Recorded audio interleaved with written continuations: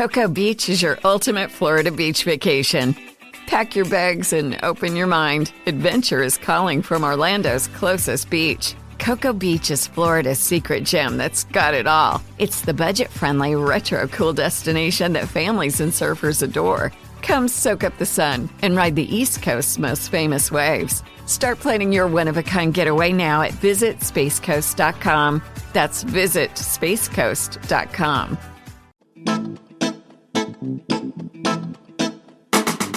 Hello and welcome to History for Weirdos. We're your hosts, Andrew and Stephanie. And each week, we're going to take you on a journey into the strange, obscure, and relentlessly entertaining corners of human history. Now listen up, friends, because it's about to get weird.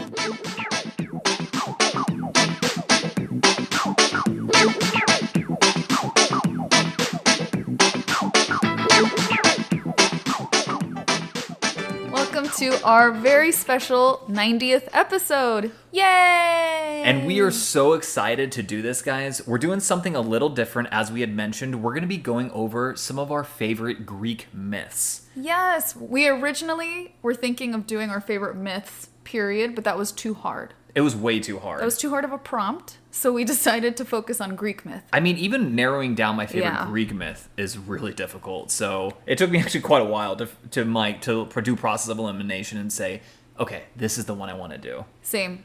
Definitely same. And this was inspired by one of our weirdo listeners. Yes. Who asked us on one of our, Ask Us Anything on Instagram stories, asked us what our favorite myths were. Right, exactly. And we couldn't give an answer just at the time. Or did we give an answer? I don't remember. I can't recall if we did because this is a very hard prompt, but we wanted to dedicate our special 90th episode to answering that question at length. So what we're going to do today is Andrew is going to go first, and he's going to tell us the tale of his favorite Greek myth.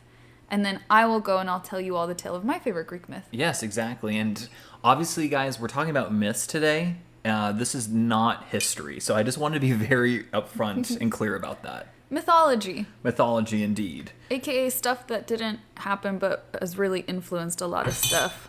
Oops. And influenced things that did happen. Yes. Okay, so without further ado, shall I just go? Yes, please kick us off. Okay, well, today I'm going to delve into the life of Theseus. He's one of the most celebrated Greek heroes. He's the quasi-founder of Athens. And one of his most, if not his most infamous exploit was within a labyrinth, and he had a certain meeting with a very specific monster. A monster? A monster, indeed. Please, tell us more. Yes. Well, Theseus was a somewhat unique figure in Greek mythology, so he was claimed by both the mortal and the world of the divine. His mother was a mortal, Aethra, but he is said to have had two fathers. Okay, I don't know how that works out. It's Greek mythology. You kind of just gotta go with the flow here. So one of his fathers was King Aegeus, and he was the king of Athens. And his other father was Poseidon, the god of the sea. Wow, that's some real impressive lineage there. Yes. So this dual parentage places Theseus in sort of this intriguing liminal space between the mortal and divine realms. Yeah, he's mixed. He's mixed, yeah. Uh-huh. Has two dads. And has two dads. That's very unique. Yeah. Two dads and a mom. So that's what's unique. Yeah, exactly. And as the story goes, Theseus' life was shaped by destiny from his earliest days. So King Aegeus was fearful that he might not have an heir, so he did what a lot of folks did back then. He went to the Oracle of Delphi. Of course. That's where you gotta get your answers. Yeah, and she said, quote, "Do not loosen the bulging mouth of the wineskin until you have reached the height of Athens, lest you die of grief." End quote. I have no idea what that means. Well, that's interesting because it meant nothing to King Aegeus either. Oh my god, so he had the same reaction as me? Yeah, he was just like, what the hell are you saying? Okay. But I want you guys to remember this because towards the end of the story, this will actually mean something. Can you repeat it one more time? Do not loosen the bulging mouth of the wineskin until you have reached the height of Athens, lest you die of grief. Okay. Weirdos, we're remembering that. Yes. So, anyways, he visited a buddy of his, Pythias, king of Trozen, and he was and this king of Trozen, essentially suggested, hey, why don't you just get with my daughter, Aethra? Okay. As any good friend does? Right. Hooking it up with his daughter. I mean, guys, this is ancient Greece after all, so there you go. But long story short, they have relations. Not we, they have relations. God. Are you in the story now too? I'm in the story now. Are you the third dad? I'm the fourth dad, apparently. Oh, no, yeah, the third dad, yeah. Fourth parent. Okay, so long story short, they have relations, yet she also, has a spiritual union with Poseidon, hence the two dads. I'm not going to dive into it. It's just really weird, and it's not important for the broader story. Is that what they're calling it? A spiritual union? You're just not going to have to question this. We're moving on. I can see why. For yours in particular, you had the big disclaimer of remember, this is not history. Yes. This is myth. Yes, and this is why. Because we're off to a strange start. We are. But the important thing is, Aethra is now preggers. Okay. Shortly later, King Aegeus hides his sword and sandals under a heavy rock. He instructs Aethra to tell Theseus about them when he grew old enough to move the rock, because I guess he knew that, this woman was going to have his baby and it was going to be a male. Okay. The story doesn't dive into it that much. As to why, but yeah. But yeah. So, years later, the time comes and a young, robust Theseus manages to lift the heavy rock and acquires his father's gifts. And upon learning about his lineage, he decides to make the journey to Athens to claim his rightful place as the heir to King Aegeus. Oh, okay. Yeah. So he decides to make this journey to Athens by land rather than by sea because it's more dangerous and, he's a hero and that's what heroes do. So you are saying he chose land because land was more dangerous? Correct. Okay, I just wanted to clarify. Yes. So when you think of the labors of a Greek hero, especially in mythology... Like Heracles. You almost always associate that with Heracles, or the Latinized version is Hercules. But Theseus also had 6 labors during this trip. I didn't know that. Yeah. It's not as well known as, obviously, Heracles is. I'm not going to go into too much detail, but the important thing to know here is that Theseus was all about justice and dispensing justice for the innocent. That's kind of his mantra. Okay, so he's a bit of a Robin Hood figure even as he's doing this travel. With a lot bloodier version of Robin Hood, yes. Oh, okay. That is true. It's not the version with the cute foxes? No, guys, this is Greek mythology. So the most famous of his labors was dealing with the robber Sinis, who would tie his victims between 2 bent pine trees and then have them snap into place, dismembering them. I've heard of that before. We actually briefly mentioned this in one of our episodes in the past, and I couldn't remember which one it was. No wonder I've heard of that before. Yes, because I brought it up. Well, Theseus, kind of like the Michael Jordan quote, he took exception to this. Okay. Yeah, that went over your head, didn't it? Because he's really good? No, it's from it doesn't matter. Okay, so he fought Sinis and slew him in the same manner that Sinis would subject his own victims. That's nice. Yes. That's definitely the justice theme coming in. Yes, he very much so is about justice. And, on top of this, not only did Theseus, dismember the guy, basically, he also seduced his daughter and fathered a child. Whoa. Yeah. That was extra. He did not need to do that to get his point across. I mean, he just wanted to make sure he was exceptionally clear. That he was really getting this guy justice. Exactly. Okay, so he fathers a child on this journey during this labor. Got it. And there's 5 other labors, but this one's my favorite one, and it just fully encapsulates Theseus' desire for justice as well as his lust for life. Lust for life, that is one way of putting it. Yes, I agree as well. Well, before long, Theseus finally arrives in Athens, but he keeps his true identity under wraps for the time being. Not really sure why, but maybe just to scope out the situation. Mm-hmm. He wanted his father, King Aegeus, just to recognize him from his own deeds. I guess that's the reason, but it just doesn't make any sense to me, honestly. Okay. But again, it's Greek mythology, guys. However, Medea, the sorceress wife of King Aegeus, recognizes Theseus right away as the king's son and plots to have him killed. Darn it. I know, Medea. And by the way, she is a recurring villain in Greek mythology. I've heard of Medea before. She was featured heavily in the adventures of Jason and the Argonauts as Jason's love interest. Okay. But that's before she eventually killed, their children that they had together, simply because she was jealous of Jason. And then she flees, obviously, because, she wanted for murder. Mm-hmm. And she shacks up with King Aegeus. Wow. Very interesting. And so now she has seen Theseus and wants to kill Theseus. Correct. Well, anyways, Medea tasks Theseus to capture the Cretan bull, or sometimes known as the Marathonian bull. Mm-hmm. So it's interesting because the climax of the story will feature the offspring of this bull. But we'll get to that soon enough. Long story short, he captures the bull, brings it back to Athens, and sacrifices it to either Athena and or Apollo. The sources kind of differ on that. But regardless, he's brought to the palace for a celebration in his honor, but there was something afoul afoot. Mm-hmm. Medea poisoned the mind of Aegeus into poisoning Theseus with tainted wine. Oh, no. Remember, Aegeus doesn't know that Theseus is his son yet. Right. So he just thinks he's some guy who's coming here and doing these labors and challenges and stuff. Exactly. Kind of like some Greek hotshot. Kind of, exactly. So before Theseus could drink the poison wine, though, Aegeus recognized the sword that Theseus carried, the same one that he had left his son just all those years ago, and he knocks the cup from Theseus's hands right before he was about to take a sip, saving him from the poison, and finally acknowledges Theseus as his son. Wow. Yeah. So that stuff came in handy. Finally, right? Mm-hmm.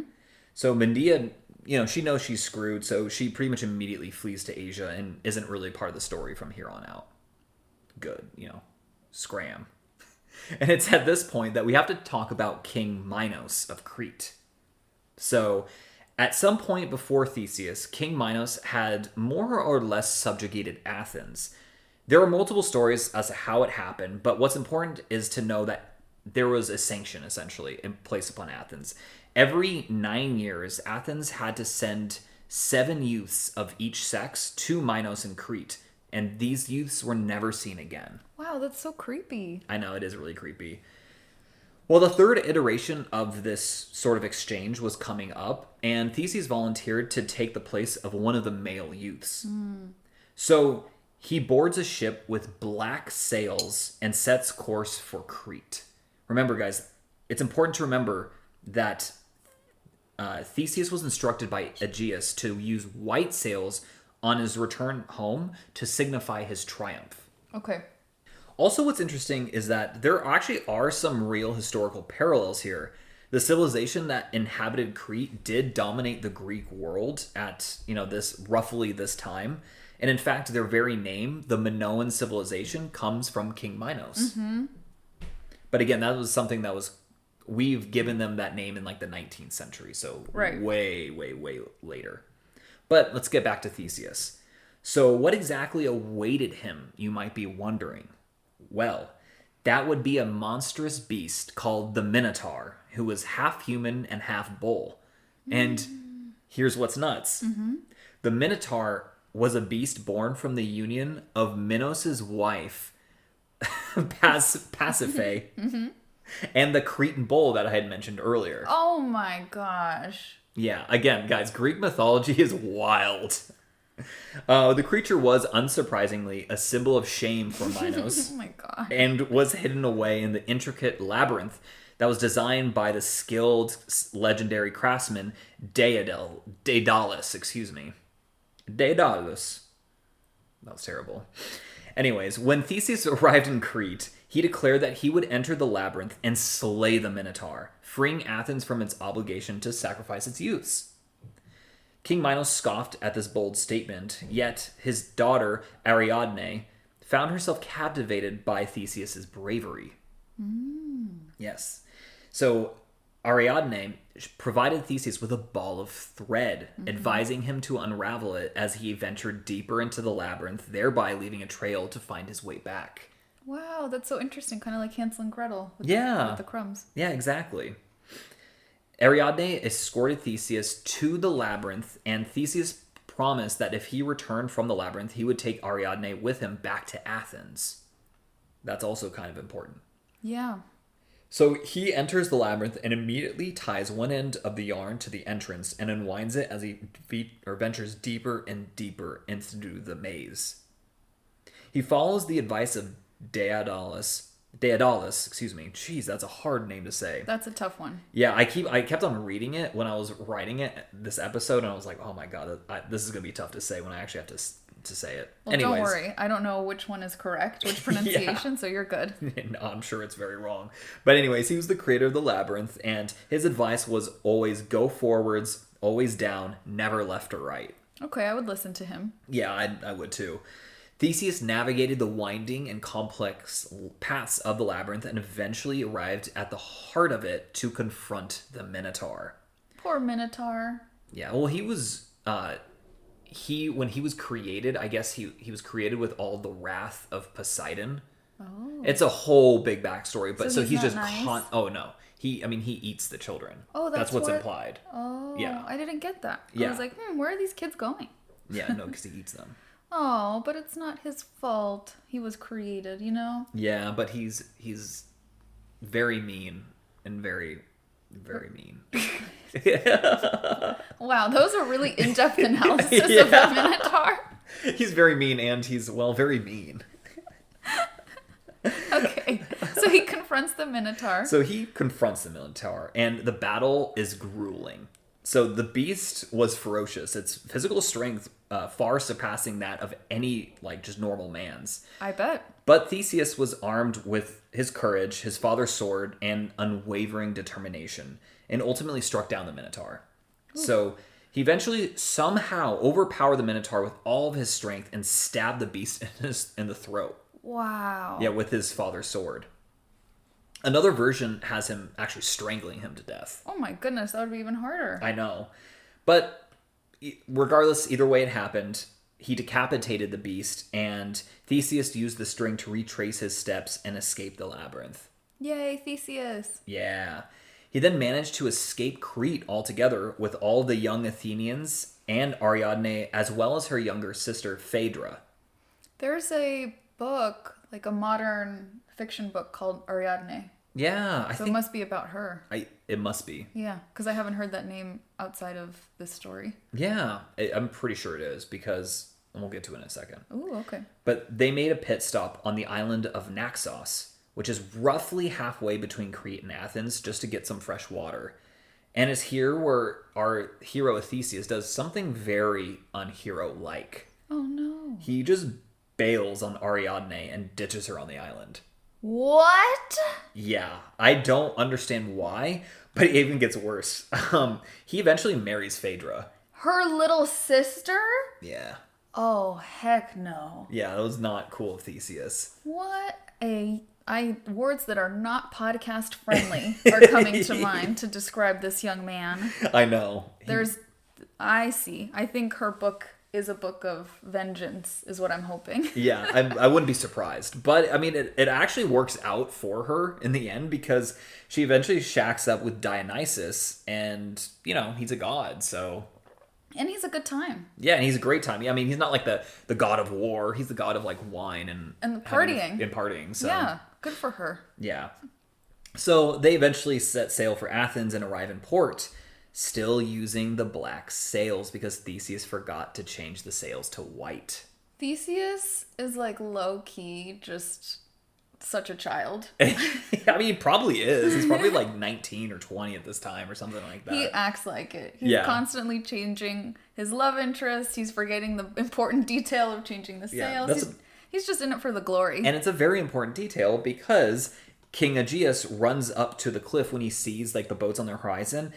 And he sees the black sails, and, he just overcome with grief, he plunges to his death. Oh my god. Yes. That is very Greek of this myth. Yeah, after all, he gave very explicit instructions to Theseus to change the sails to white. Yes.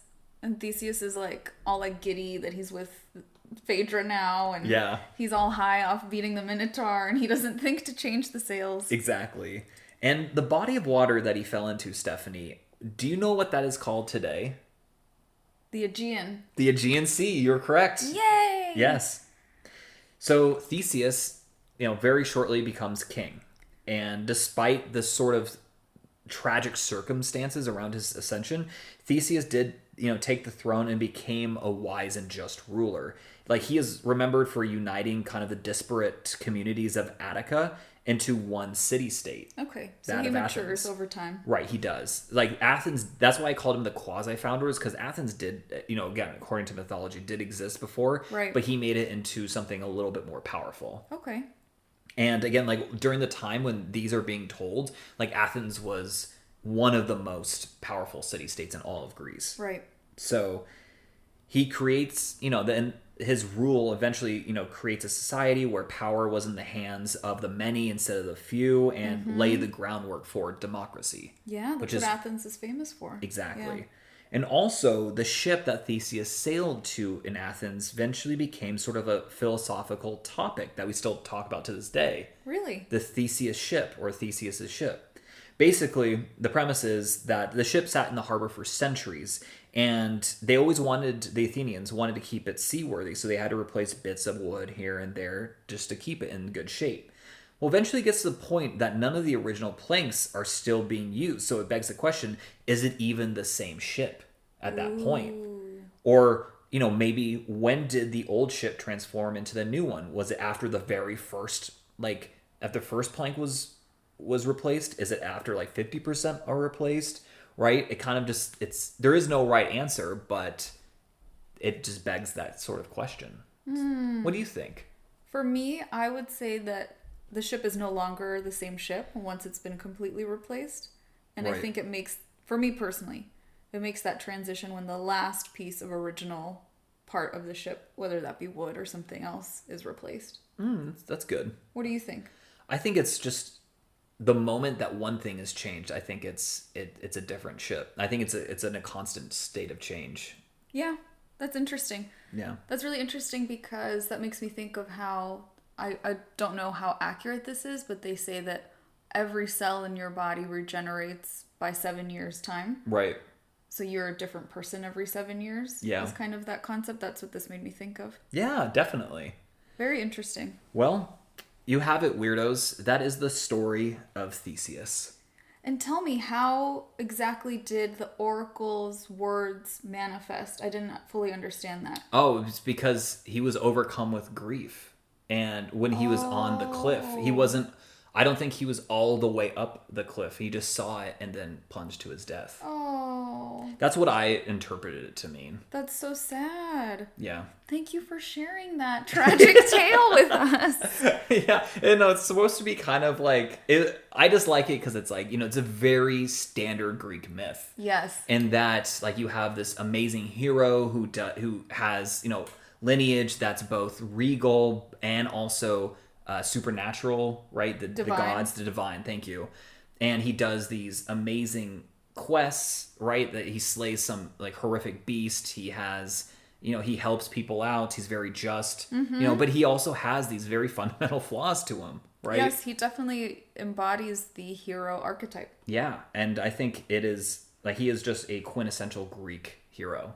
Well, that was awesome. I didn't know, I knew vague parts about Theseus. I did not know this much of the story, so I'm really glad you shared it. Yeah. And there's even the stories of Theseus are even bigger. Of course. There's stuff that happened after he becomes king, but I just like the Minotaur portion because that's what he's most known for. Right.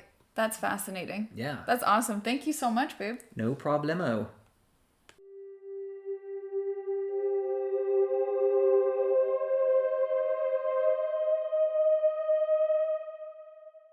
JCPenney cyber deals are just a click away. Save through Tuesday at jcp.com. Finish your holiday list early and score thousands of online deals before they're gone. Cozy up to 60% off heated blankets and throws. Keep the fam extra warm in outerwear starting at just $14.99. And spoil someone special with our Yes Please Diamonds and Gemstones only $19.99. All the deals, all online. JCPenney, make your holidays count. Offers valid on select styles through 11/28 online only. Exclusions apply. Cyber deals excluded from coupons. See jcp.com for details. Hey y'all, Darius Rucker here. You know, a lot of people ask me, what inspires your music? And one of the big things is a strong sense of place. That's why I love my home state of South Carolina and want to share the awesome things it has to offer. From the beautiful mountains down to the sunny coast, it's got it all. Not to mention two of my personal favorites, great golf and amazing food. Come see why I love this place. Visit discoversouthcarolina.com.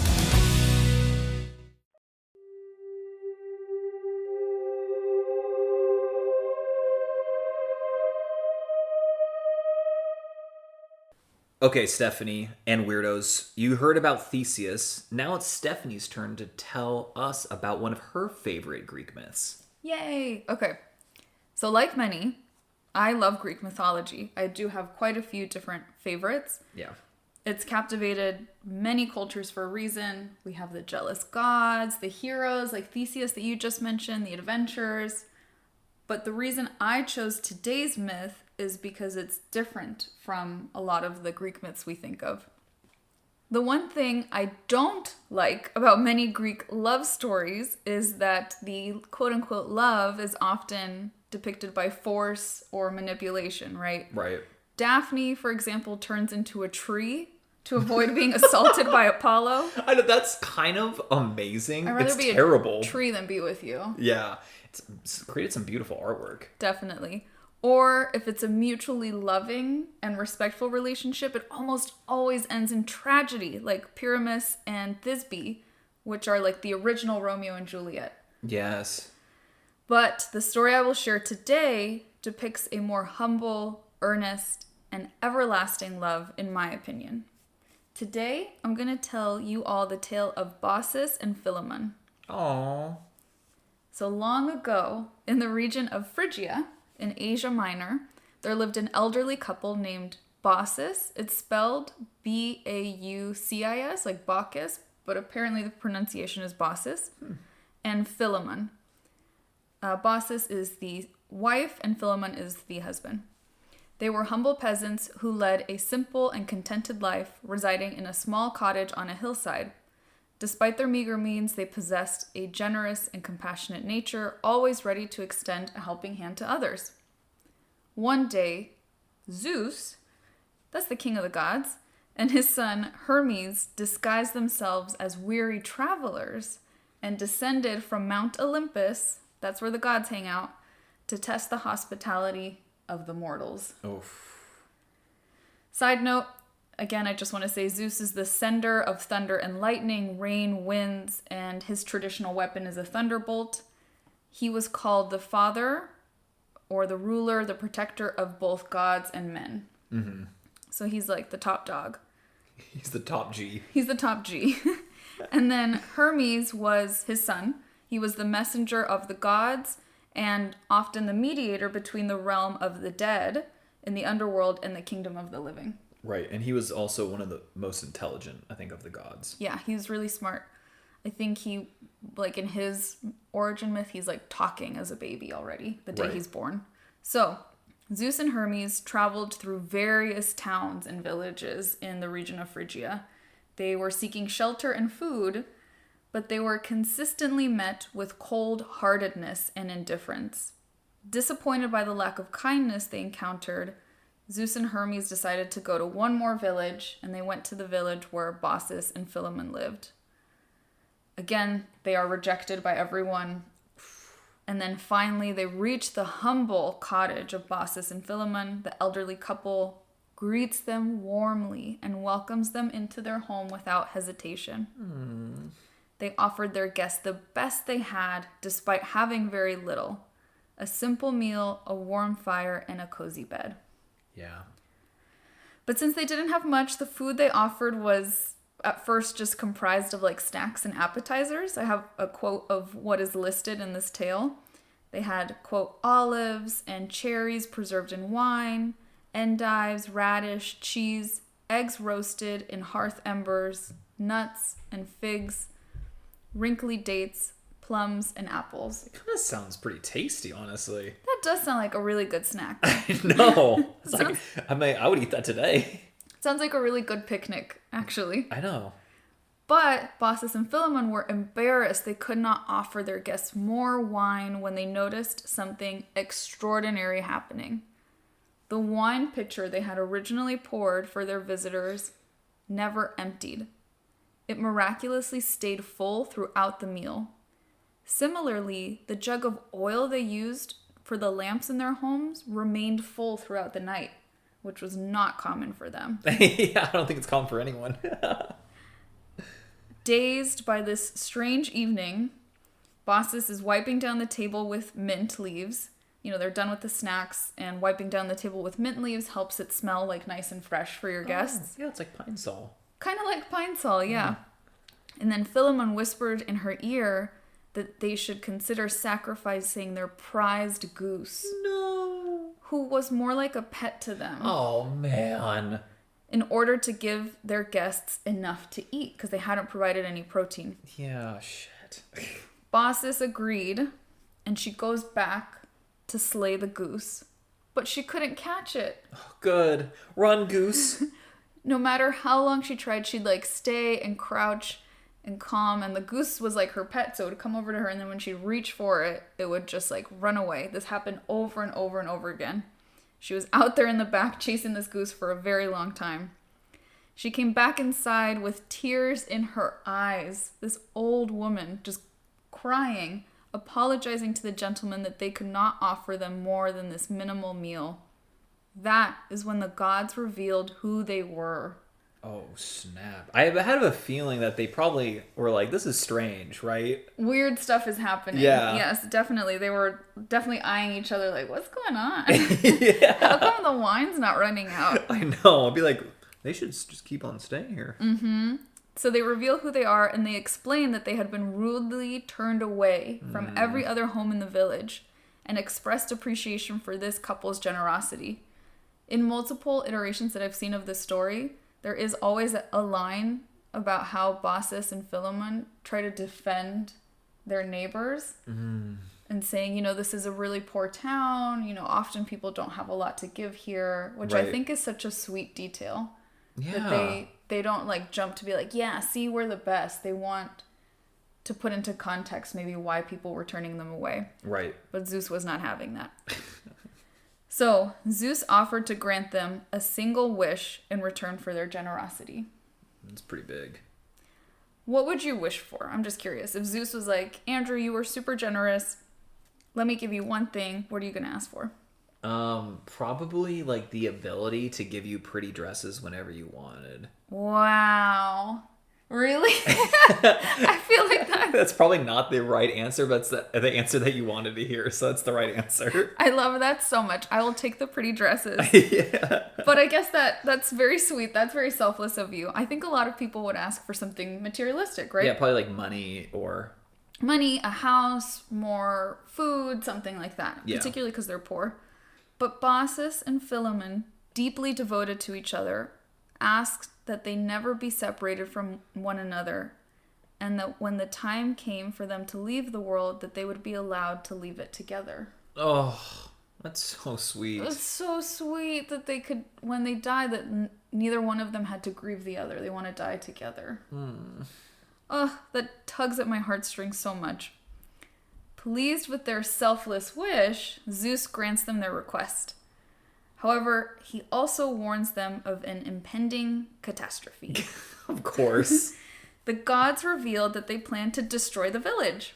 Yas! Slay! Hermes instructed them, leave the village and climb the hill. Do not look back. Whatever happens, do not look back. You have earned your reward, and your neighbors have earned their punishment. Oh, snap. So, weirdos, this may sound like an extreme reaction to people being rude to strangers, But for the ancient Greeks, hospitality wasn't just a nice gesture. There was a sacred law regarding hospitality called xenia. Yeah. This was the law or custom of offering protection and hospitality to strangers. This is actually where we get the word xenophobia, which is its opposite. The fear of strangers. Oh, wow. I never put two and two together. Yeah, that makes sense. Mm-hmm. Yeah, I was going to mention that earlier, but I was like, oh, I bet Stephanie's going to say it later on. Yeah, I knew you'd be thinking about it. Yeah. The law was felt to be so fundamental to human civilized life that its patron was Zeus. Yes, it's a big deal then. Who was known as, quote, the god who protects strangers. These rules essentially stated that the host must not harm the guest must not harm the host, and not offering hospitality was seen as a serious affront against the gods. It was very serious. So they were not only committing, like, in our perspective, like the sin of turning their backs on people, they actually committed that sin against Zeus himself. Right, and he takes that personally. He was not a very chill guy. No, if you crossed him, you were going to pay. And it wasn't a matter of, like, if you were going to pay, it was a matter of how much. And it was usually a very high price. Exactly. He was not a forgiving man. God. So, Baucis and Philemon follow the instructions, right? They leave their cottage and they climb the hill that they're on. And they start to notice streams of water are gushing past them. Ugh. Not wanting to turn their backs on the community as they met its tragic end, they agreed to do the one thing they were warned against. Baucis and Philemon reached the top of the hill. They exchanged I love yous, and together, hand in hand, they glanced back one last time to see their village completely consumed by a flood. Ugh. At that moment, Baucis and Philemon were transformed into intertwined trees. Baucis, a linden, and Philemon, an oak, growing from a single trunk. Forever bound together in their love and devotion, which is what they had requested. Yeah. They just didn't probably know at the time they were going to get it so quickly. Right. To me, that just, again, typically our heroes are like Theseus, right? Right. Doing these big acts of slaying a Minotaur, but I think there's such a quiet heroism in, we've known these people their whole lives. You know, these are the elders of the town. We cannot not watch them go. Right. We have to look at the town. And even though they know, like, something bad's going to happen to us as a result, their lives not necessarily ended, they're not killed, but they're transformed. Right, exactly. I thought that was so beautiful. That is really cool. Well, it's not cool, but it's beautiful. Yeah. The story of Baucis and Philemon spread throughout the land, teaching people the value of hospitality and the rewards that come from acts of kindness and selflessness. So, as a result, pilgrims would visit from all over and leave tokens hanging from the branches. For hundreds of years, these trees stood, intertwined, coming from that single trunk, symbols of eternal love and humble kindness. And that is the heartwarming tale of Baucis and Philemon. Oh, well, thank you for sharing. Yeah, it's I didn't know how much more to share, but it has inspired a ton of art. Yeah. There's, I think, Ovid writes about them. There's a painting about them. Like, if you look up Baucis and Philemon art, it's a big reference that comes across in many cultures for a really long time. Right. So, yeah, I know this is like such a weird one to do. It's an oddball one, but it is history for weirdos after all. Yeah, I wanted to do one of the less well-known Greek myths. That's definitely, in my opinion at least, like a very unknown one. So yeah, I think mission accomplished. And this is super corny and cheesy of me to share weirdos, but I think Baucis and Philemon kind of remind me of me and Andrew. Oh, ew. ew. So embarrassing. So embarrassing. But that's the sap in me. Yeah, that is my Greek myth for this week for our very special 90th episode. Yes, weirdos, I hope you guys really enjoyed this because I enjoyed listening to you and I enjoyed telling the tale of Theseus. So yes, and I enjoyed telling the tale of Baucis and Philemon. This was really cool. Yeah. Because it was more like To me, it felt more like story time. Usually our episodes feel like story time to me, but even more so because we're talking about myths. Yeah, exactly. And I hope you guys enjoyed it as well. And weirdos, before we say goodbye, please do not forget, we are going to Italy next year. We would love for as many weirdos to come as possible. The link to learn more about our itinerary, all the amazing sites we're going to see in both Rome and Florence, as well as where you can get your tickets, is going to be in our show notes, right? Correct, yes. As well as the link in our bio on Instagram if you follow us on Instagram. And if you don't, check us out at History for Weirdos. Exactly. And weirdos, if you guys come, I can promise you it will be an amazing time. It's going to be so amazing. The list, I just want you to go and look. Just look at the list of places we're going to go. On top of the incredible historical sites we get to see and talk about and nerd out about together, we also get to go to a farm in Tuscany. And eat food there. Like literally farm to table in Tuscany. That alone. You should go for that alone. And to hang out with us, of course. And guys, if you couldn't tell, Stephanie's a huge foodie, so... Yes. That's the big selling item for me is the good food. I know, not like the beautiful Pantheon or the Roman Forum. It's the Tuscan farm. Oof, the Tuscan farm. There's gonna be animals there that we can pet. We already checked. That's true. For all the wine drinkers, there's gonna be fresh wine. Guys, and speaking of wine, if we go, and I think I mentioned this already, but if we go to, or when we go to Florence, you can order essentially medieval, at a medieval drive-through. I'm not even joking. This was created during the time of the plagues in medieval times, and you'd order wine and they would just hand it to you in through this little portico. Yeah, this little niche in the wall. Yeah.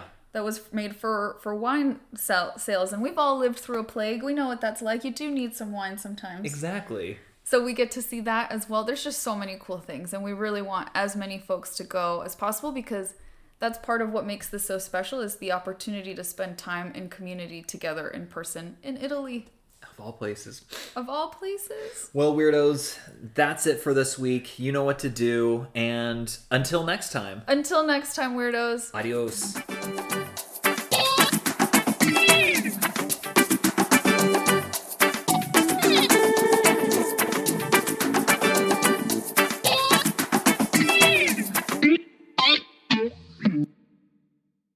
Did we do a good job? No, I don't think so. Cocoa Beach is your ultimate Florida beach vacation.